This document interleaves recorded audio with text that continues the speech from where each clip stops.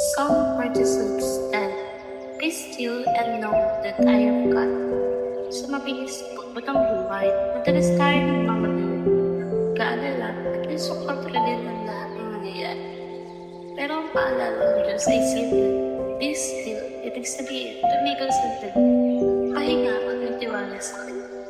Ang pagiging still ay hindi pagiging walang ginagawa. Ito ay ang pagpili ng tiwala sa Diyos kahit hindi natin maunawaan ang lahat ng nangyayari. Ito ay ang pananatiling kalmado dahil alam natin ang Diyos ang may kontrol sa atin. Kaya ngayong araw, mabigat ang iyong puso. Pupunuan ng pag-aalala ang iyong isip. Lumapit ka sa Panginoon. Pahinga sa Kanyang presensya at alalahanin ang Diyos na iyong pinaglilingkuran ay makapangyarihan at tapat sa lahat ng Kanyang tawag. Let's pray. Ama naming nasa langit, maraming salamat po dahil ikaw ang Diyos na nagkontrol sa lahat ng bagay.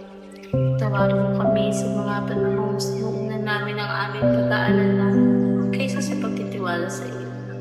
Turuan mo kami magtiwala sa inyong presensya at sa inyong perpektong plano. Sa pangalan ni Jesus, Amen.